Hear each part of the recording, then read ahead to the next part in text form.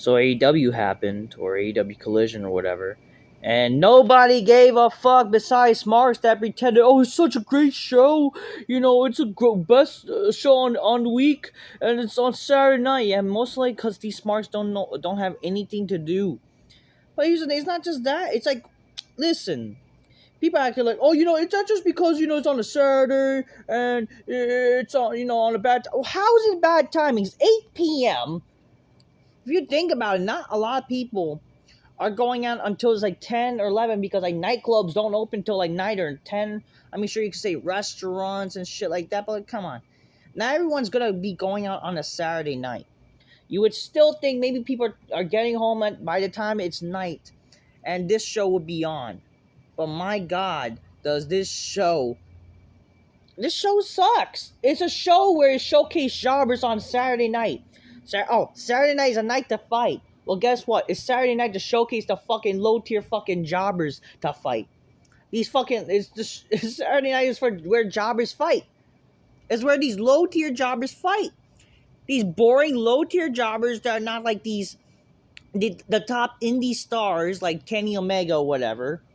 Not that I'm a fan of these fucking boring elite faggots or all these people from, the Bullet Club or whatever. But that's what this show is. It's showcasing these fucking, the low tier jobbers like Daniel Garcia or something, or fucking Ricky Starks.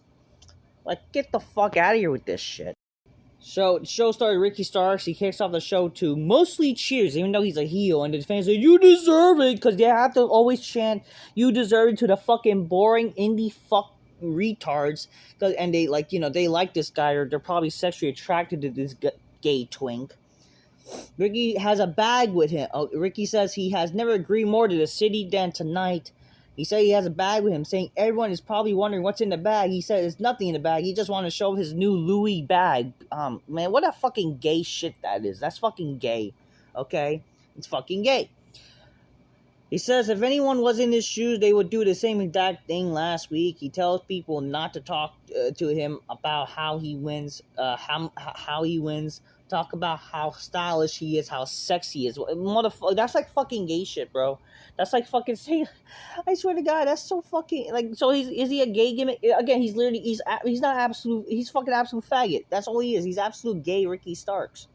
Then Shivani asks how starts blowing up Jushin Thunder Liger, and Ricky brushes that off, saying he's meant no disrespect. He talks about the pillars, and he doesn't want to be a damn pillar. He wants to be better than all the four that have that title anyways, and the crowd boos. It's not Ricky, it's for CM Punk as he walks out. He didn't show with his theme. Punk says he's not mad and is actually proud of Ricky. But he claims that he hasn't cheated at anything and can't stand here in New Jersey and pretend that this is people have never cheated in anything in their lives. So basically, I don't know. He's acting like the heel because the crowd don't like him. I'm sorry, if you're a babyface, you should be a babyface. Like, sure, like the crowd is booing, but like I hate this is like what Punk does apparently, and I don't know. It's so weird with AEW. There'll be heels in a city that they get booed on, even though they're supposedly babyface. It's so fucking stupid. Like, okay, I get it. The crowd is booing you, but come on, it's gonna confuse. Like, aren't you like the face or the heel, or whatever? Clearly know like Daniel Garcia. No, I can't remember this stupid guy's name. Fucking this stupid Ricky Starks is a fucking heel, clearly, but I don't know. That's how Smarks are. Oh, but they're still pissed off about the media scrum. I'm fucking surprised. Like, isn't this your fucking hero? Isn't Punk y'all heroes? But you got so ass hurt for some reason because he bashed your fellow indie wrestlers like the Young Bucks and shit. Like, whatever. Punk says he can live with an L, but can Ricky live with how he won and beat CM Punk? Obviously, I think it's kind of stupid how they, because again, isn't he supposed to be the uncrowned champion, whatever. Punk leaves the ring, but Ricky brings up Punk's bag and says that bag is empty as his, which brings back Punk to the ring. Punk asks Ricky if he wants a shot of what's in the bag. He says he is the real world champion, or is Starks like Max. You just don't want me to have it. So he mentions MJF, basically saying that he's the real world champion. again, with that analogy, kind of ruins the idea that he's the world champion. He like again goes back to this promo like until someone beats him. So apparently, like what, Ricky Starks is the fucking champion? Like the fuck? Even though he has that stupid fucking Owen Hart championship or whatever. Um, then Christian Cage and Luchasaurus comes out. Christian says he's contractually obligated to appear and asks Punk what kind of man carries around a title that he did not win. The irony. So, that's it's funny. The irony of this is actually kind of helpful. Um, and it's whatever. Obviously, he's like, why is Christian coming out? But whatever. Then Darby Allin comes out and he hates the term pillar too, and Darby says anyone could be a pillar of the company who rise and dies for the company, like his good friend CM Punk. He then asks Christian Cage and Luchasaurus who is the real champion, and it doesn't matter as he will win the title all out and bring prestige back to it. All Darby sees is what he looks at. Luchasaurus is a guy who took too many psychedelics and thinks he's a dinosaur now. Darby then proposed a tag team match, him and Punk versus Ricky and Christian and Tony Schiavone. According to fucking Tony Khan, he's gonna the match is official. Like, why is Tony Khan like again supposed to be some backstage president? He's like apparently like, oh, he's a manager or something. Whatever. They need like a general manager or something. I don't fucking know. Listen.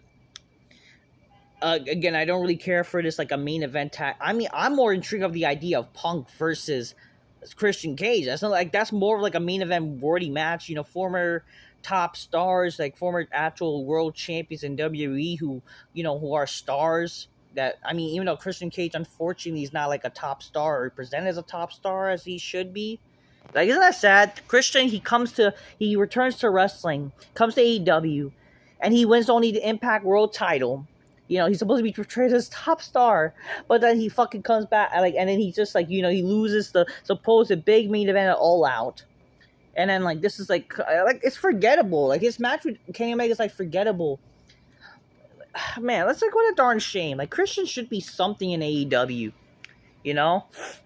What do you expect? This is a company that would rather push all these gay bucks and whatever. They'll push all the stupid gay indie wrestlers and they'll have, again, these people being showcased. I understand they're your young talent. They're the young guys. But guess what? These young guys are not stars and they don't draw. So this is our main event, the tag team match.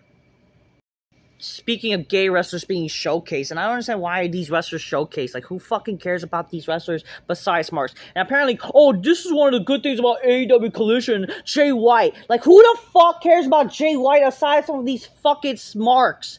These are fucking legit boring fucking jobbers from New Japan. And he should have been in WWE. I don't give a fuck. I'm glad he's not in WWE. Boring the fucking show even more when it is boring. Fuck Jay White. Fuck this retard's Juice Robinson. Looks like a fucking retard. Oh, but he's having Tony Storm. Yeah, I bet he enjoys the fucking short hair Tony Storm. I bet he enjoys that because he fucking secretly wants to be with men. I don't fucking know. Fuck this gay Bullet Club Gold and defeated other jobbers in again, this match was 10 minutes. They're supposed to be top stars and yet they're having competitive matches with other jobbers. Why should I see these guys as fucking big stars? What is their character?